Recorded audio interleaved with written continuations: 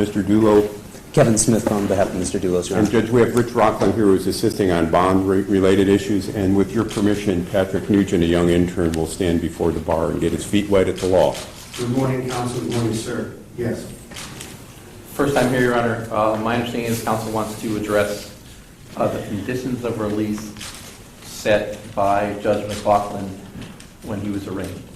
We would like to address bond, Judge. Certainly, there has been enormous public interest in this case, and as near as I can tell, based on the number of reporters present, comments that we've received since we appeared in this case over the weekend, Mr. Dulos has been tried and convicted in the court of public opinion for a crime that he's not yet been charged with, and candidly, I have doubts can be brought and can withstand a probable cause inquiry.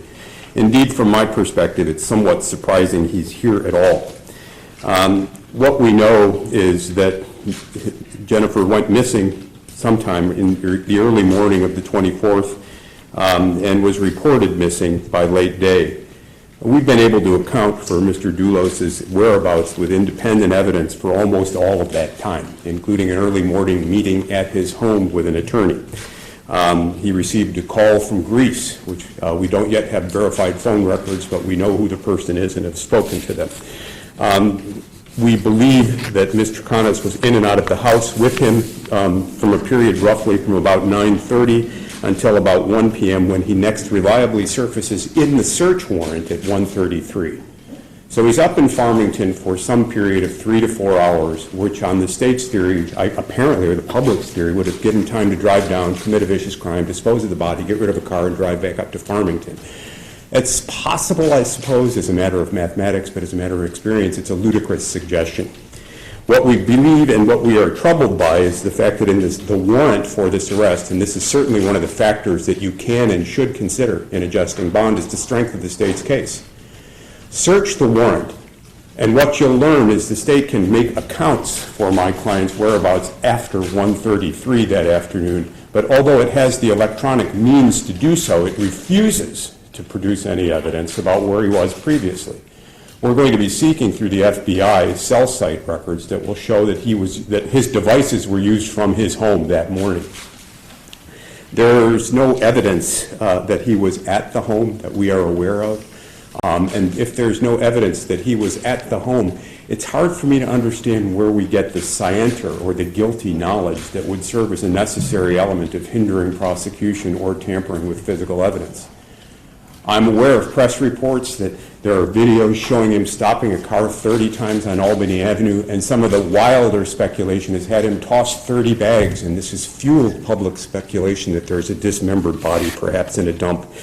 Officers have spent the better part of a week in a dump with dogs and have found precisely nothing, as near as I can tell.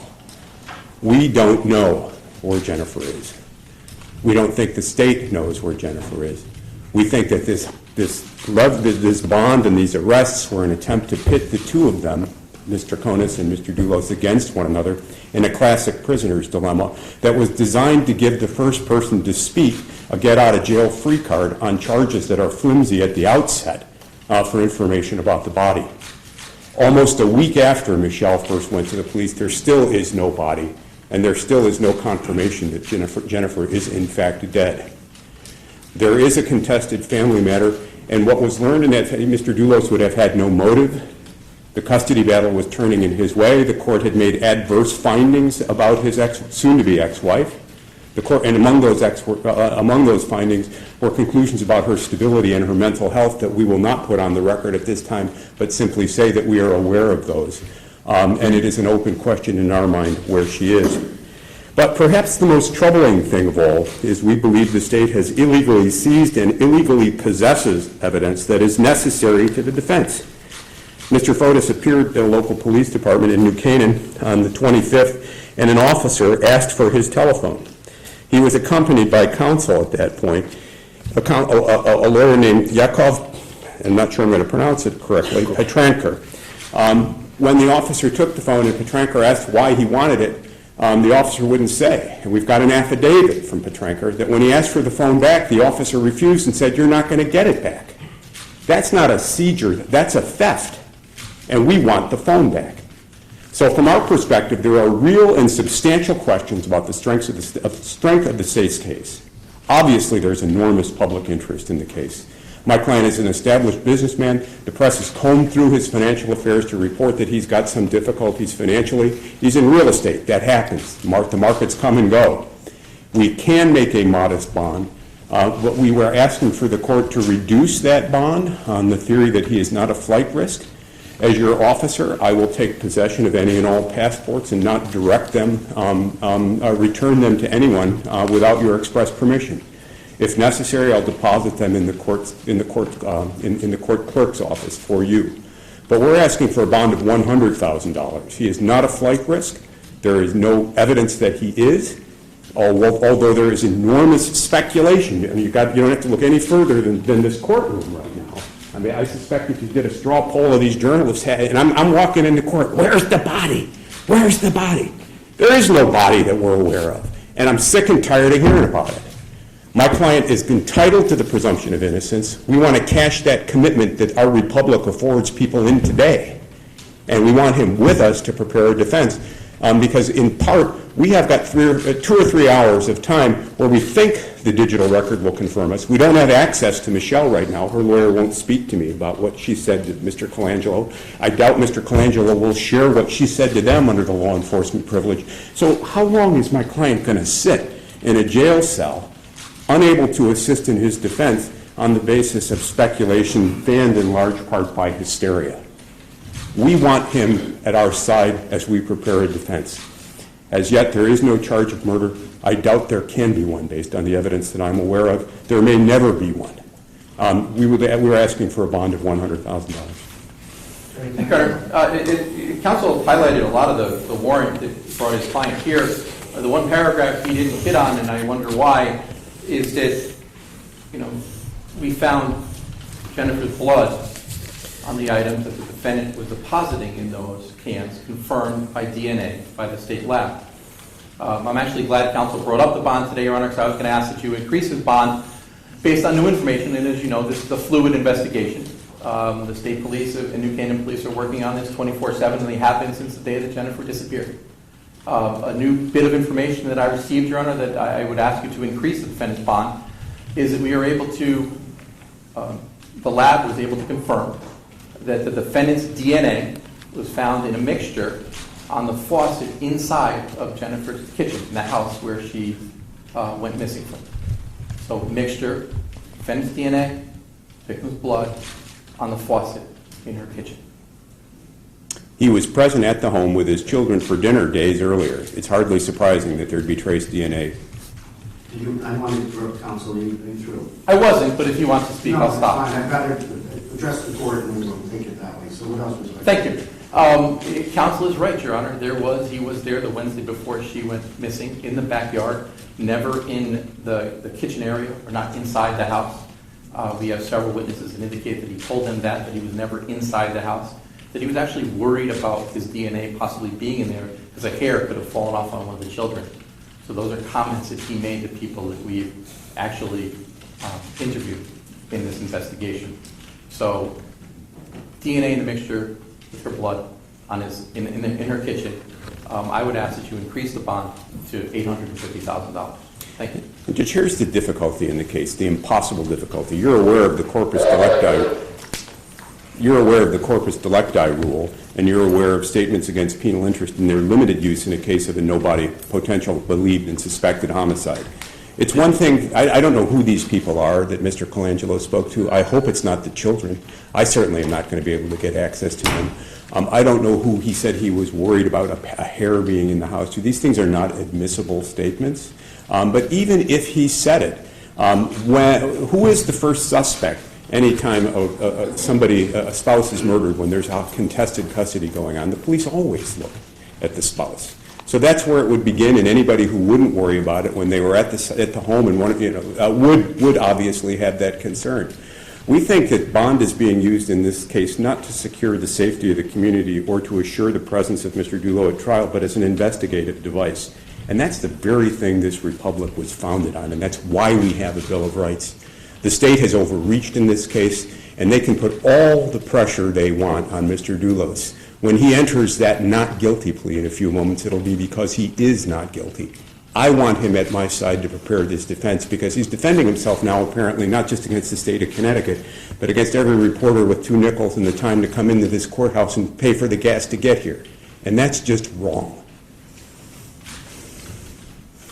Well, I respect the presumption of innocence. It's also undisputed that persons accused of crimes have a constitutional right to bail, and the determination of what constitutes an appropriate pretrial bond is within the sound discretion of the court. And the statute, which is 5464A, requires me to look at certain factors when setting both financial and non-financial conditions of release. And I have to consider not only the nature and circumstances of the crime, but what conditions will reasonably assure the defendant's future appearance. I must also ensure that the safety of another person will not be endangered by the defendant's release from custody. The court did set the bond on the warrant at $500,000 with certain non-financial conditions. So the record should show the defendant is not being denied bail, but rather he may be unable to post the bail that the court set. So respectfully, that's not the same thing. The defendant, having been charged with certain crimes, is afforded the opportunity for release pending trial as required under our Constitution. Although counsel argues the amount of bail is excessive, it's well established that a reasonable bail is not necessarily an amount that the defendant has within his financial means to raise, but rather it's an amount that is reasonable under all of the circumstances. So while it's true the defendant has no prior record, in light of the serious allegations in the warrant and the safety of Jennifer Dulos, the court is going to deny the state's motion to increase the bond, but I also am going to deny the defense motion to lower that bond. So the bond will remain as set. If there are further charges brought in this case, we'll address the bond at that time, but the court is going to take this in increments, and that is the ruling of the court. On that incremental ruling, Judge, may I be heard? My understanding, and I wasn't here last time, and I'm sure I'll be corrected if I'm wrong, is that it was to be posted bond at the court only? Am I correct about that? He'd have to be fitted with a GPS bracelet, not leave the state of Connecticut without permission, surrender his passport to the custody of the clerk of the court. We are prepared to make bond today, and I am asking you to issue the following order. That Kevin Smith and I take possession of a 401k held for Mr. Dulos' benefit from a company called Fidelity, and that we take possession of that as security. Our bondsman has asked us to ask this of the court, and that it not be released except to any person, Mr. Dulos or any person, without an order of the court. The reason for the request is as follows. There is a sum sufficient on its face to serve as security for the bond in the IRA. If Mr. Dulos is exonerated, there's no point in incurring the tax and early withdrawal penalties. He's younger than I am. He's younger than 59. If he absconds, there will be a sum and there will be tax consequences and penalties, and our bondsman is prepared to take the cash we have to tender and that instrument as security for the bond. So we're asking you to issue the following order, that any IRA or any 401k held on Mr. Dulos' behalf by Fidelity be given to Mr. Smith and I to hold as officers of the court, and that the proceeds of that are not to be disturbed, touched, moved, or in any way directed to anyone else without further direction or order of the court, with notice to the state before any intention to do so. Counsel? I don't know anything about the IRA, Your Honor. I don't know how much is there. It's a very unusual request. The court normally, when it sets bonds, leaves the amount of surety, whether it's real estate, financial, or other promissory notes. I don't normally get into that level of detail that you're asking me to do. I know, but we want to provide the state with assurances, A, that they've got the wrong guy and he's going to be here, and B, we want to provide you with assurances that and our bondsman with assurances that in the event that there is an adverse consequence, the bondsman's and state's interests are protected. If you don't want to issue that order, that's fine, we'll deal with the bondsman, but he asked me to make the request. I understand why he's making the request, but the court declines the opportunity. I don't want to set a precedent where we micromanage a defendant's finances to post bond. So the bond is $500,000 cash or surety with the non-financial conditions. The defendant, if he has the means and he has a bondsman available, may post that bond from the courthouse here today as long as he's fitted with the bracelet and is prepared to surrender his passports, and also don't leave the state of Connecticut without the express prior permission of the court. Do you understand those conditions, sir? I do. All right, thank you. I want to make sure you're on passports. I don't know if he has more than one. I want to make sure that we're getting all of the. I will take possession of any passports and we'll. Well, you want to turn it over to the clerk. Do you want to know the clerk? Would you please? Yes, I Yeah. have no problem if you act as the intermediary. Okay. And Judge, one final issue. You received court communication from prior counsel dated on or about June 7th. Yes. Relating to staleness of potential search warrants. It's my understanding from Mr. Colangelo that while those warrants are now stale, they are no longer being acted upon, and if there's going to be subsequent searches, there'll be new warrants? That's correct, Your Honor. Thank you. Thank you, sir. Very good. All right, by agreement with counsel, this matter is continued for further proceedings to August 2nd, 2019. Oh, yeah, Judge, not guilty and jury election. So noted. And I know there are speedy trial requirements in the court, but is there any chance we can bring this case to trial next month? We're ready. Well, I thought you needed some significant discovery before that. I'll get it beforehand, but Mr. Dulos is tired of sitting back and hearing people pick apart his motives. We're ready for trial. Well, I'm not going to grant an oral motion for speedy trial under these circumstances because, as you well know, he's not statutorily entitled to it yet. But if he is eligible, I assure you the court will accommodate that request.